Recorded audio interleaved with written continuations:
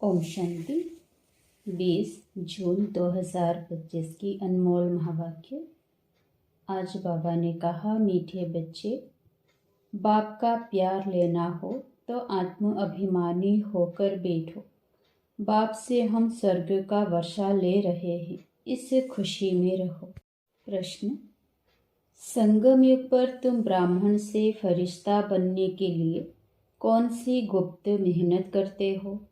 उत्तर: तुम ब्राह्मणों को पवित्र बनने की ही गुप्त मेहनत करनी पड़ती है। तुम ब्रह्मा के बच्चे संगम पर भाई बहन हो। भाई बहन की गंदी दृष्टि रह नहीं सकती। स्त्री पुरुष साथ रहते दोनों अपने को बिके समझते हो। इस स्मृति से जब पूरा पवित्र बनो तब फरिश्ता बन सकेंगे। ओम शांति। मीठे मीठे बच्चों, अपने को आत्मा समझकर यहाँ बैठना है। यह राज तुम बच्चों को भी समझाना है। आत्म अभिमानी होकर बैठेंगे तो बाप के साथ प्यार रहेगा। बाबा हमको राजयोग सिखलाते हैं। बाबा से हम स्वर्ग का वर्षा ले रहे हैं। यह याद सारा दिन बुद्धि में रहे।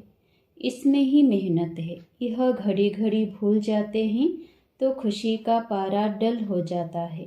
बाबा सावधान करते हैं कि बच्चे देही अभिमानी होकर बैठो। अपने को आत्मा समझो। अभी आत्माओं और परमात्मा का मेला है ना। मेला लगा था, कब लगा था? जरूर कलयुग अंत और सतयुग आदि के संगम पर ही लगा होगा। आज बच्चों को टॉपिक पर समझाते हैं। तुमको टॉपिक तो जरूर लेनी है। ऊंचते ऊंच है भगवान, फिर नीचे आओ तो ब्रह्मा विष्णु शंकर, बाप और देवताएं।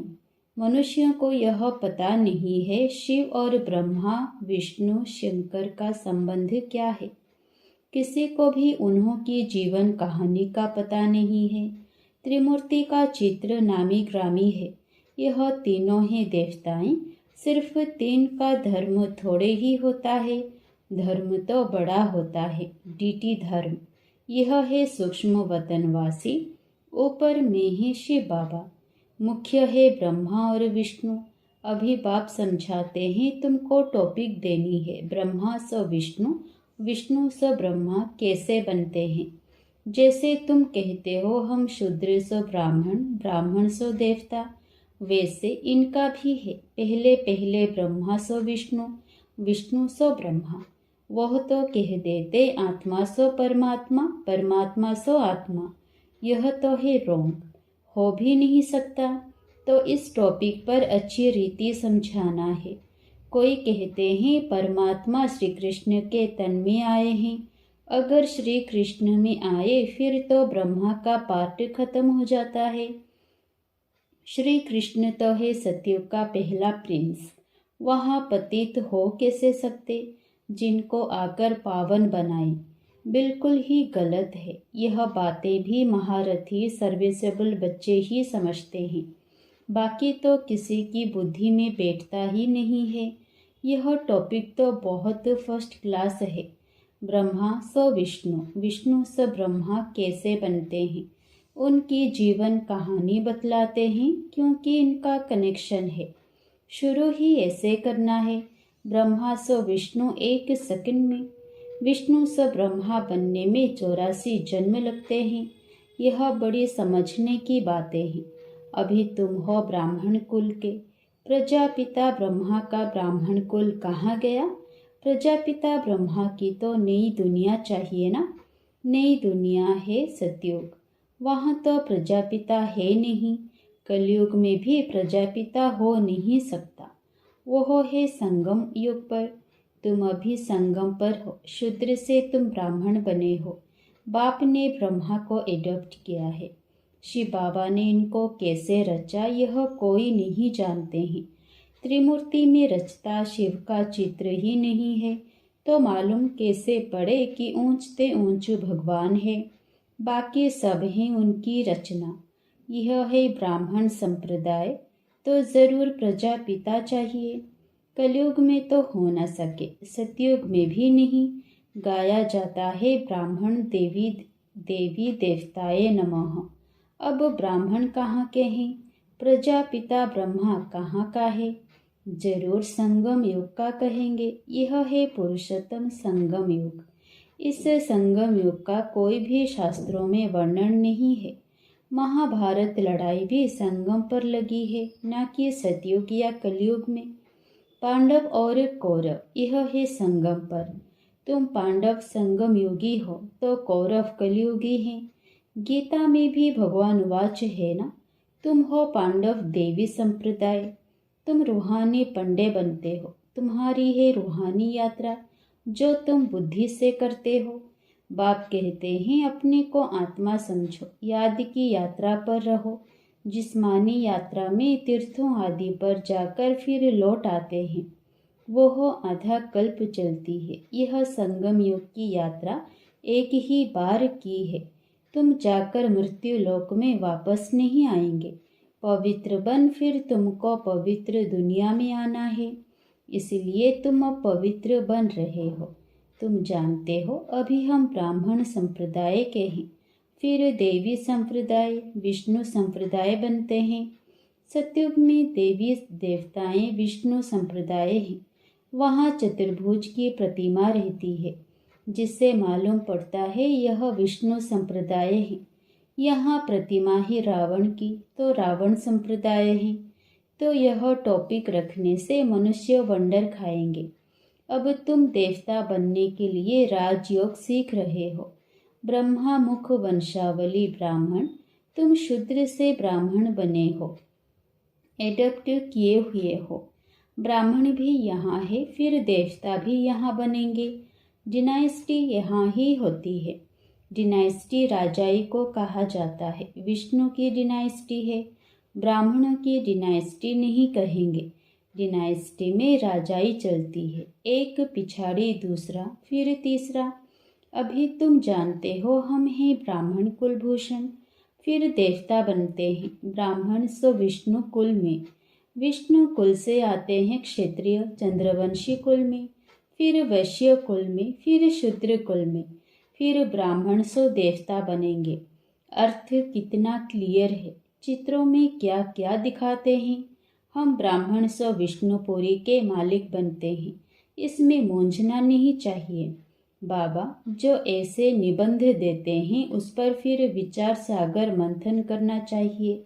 किसी को कैसे समझाएं जो मनुष्य वंडर खाएं कि यह इनकी समझानी तो बहुत अच्छी है, सिवाय ज्ञान सागर और तो कोई समझा ना सके। विचार सागर मंथन कर फिर बैठ लिखना चाहिए, फिर पढ़ो तो ख्याल में आएगा। यह अक्षर ऐड करने चाहिए। बाबा भी पहले पहले मुरली लिखकर तुमको हाथ में दे देते थे, फिर सुनाते थे। यहाँ तो तुम घर में बाबा के साथ रहते हो, अब तो तुमको बाहर में जाकर सुनाना पड़ता है। यह टॉपिक बड़ी वंडरफुल है। ब्रह्मा स विष्णु, इनको कोई नहीं जानते। विष्णु की नाभि से ब्रह्मा दिखाते हैं, जैसे गांधी की नाभि से नेहरू। परंतु डिनाइस्टी तो चाहिए ना। ब्राह्मण कुल में राजाई नहीं है। ब्राह्मण संप्रदाय सो बनते हैं डीटी डिनाइस्टी, फिर चंद्रवंशी डिनाइस्टी में जाएंगे, फिर वैश्य डिनाइस्टी। ऐसे हर एक डिनाइस्टी चलती है ना। सतयुग है वॉइसलेस वर्ल्ड, कलयुग है विशेष वर्ल्ड। यह दो अक्षर भी कोई की बुद्धि में नहीं है, नहीं तो यह जरूर बुद्धि में होना चाहिए कि विशेष से वॉइसलेस कैसे बनते हैं। मनुष्य न वॉइसलेस को जानते हैं न विशेष को। तुमको समझाया जाता है देवताएं वॉइसलेस हैं। ऐसे कभी नहीं सुना कि ब्राह्मण वॉइसलेस हैं। नई दुनिया है वॉइसलेस, पुरानी दुनिया है विशेष। तो जरूर संगम युग दिखाना पड़े, इसका किसी को भी पता नहीं है। पुरुषोत्तम मास मनाते हैं ना, वो 3 वर्ष बाद एक मास मनाते हैं। तुम्हारा 5000 वर्ष बाद एक संगम युग आता है। मनुष्य आत्मा और परमात्मा को यथार्थ नहीं जानते हैं, सिर्फ कह देते हैं चमकता है अजब सितारा। बस जैसे दिखाते हैं। रामकृष्ण परमहंस का चेला विवेकानंद कहता था, मैं गुरु के सामने बैठा था, गुरु का भी ध्यान तो करते हैं ना। अभी बाप कहते हैं मामे कम याद करो, ध्यान की तो बात ही नहीं, गुरु तो याद है ही। खास बैठ करके याद करने से याद आएगा क्या। उनकी गुरु में भावना थी कि यह भगवान है, तो देखा कि उनकी आत्मा निकल मेरे में लीन हो गई। उनकी आत्मा कहाँ जाकर बैठी, फिर क्या हुआ, कुछ भी वर्णन नहीं। बस खुश हुआ, हमको भगवान का साक्षात्कार हुआ। भगवान क्या है वो नहीं जानते। बाप समझाते हैं, सीढ़ी के चित्र पर तुम समझाओ, यह है भक्ति मार्ग। तुम जानते हो, एक है भक्ति की बोट नाव, दूसरी है ज्ञान की।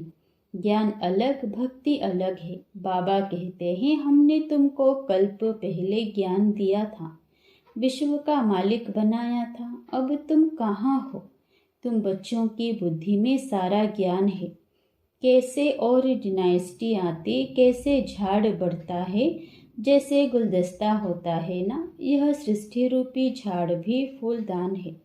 बीच में तुम्हारा धर्म, फिर इनसे और 3 धर्म निकलते हैं, फिर उनसे वृद्धि होती जाती है। तो इस झाड़ को भी याद करना है। कितनी टाल टालियाँ आदि निकलती रहती है। पिछाड़ी में आने वाले का नाम भी हो। बड़ का झाड़ होता है ना, थूर है नहीं, बाकी सारा झाड़ खड़ा है। देवी देवता धर्म भी खत्म हुआ पड़ा है, बिल्कुल सड़ गया है। भारतवासी अपने धर्म को बिल्कुल नहीं जानते और सब अपने धर्म को जानते हैं। यह कहते हम धर्म को मानते ही नहीं। मुख्य है ही 4 धर्म, बाकी छोटे छोटे तो अनेक हैं। इस झाड़ और सृष्टि चक्र को तुम अभी जानते हो। देवी देवता धर्म का नाम ही गुम कर दिया है, फिर बाप उसकी स्थापना कर बाकी सब धर्म का विनाश कर देते हैं। गोले के चित्र पर भी जरूर ले जाना चाहिए।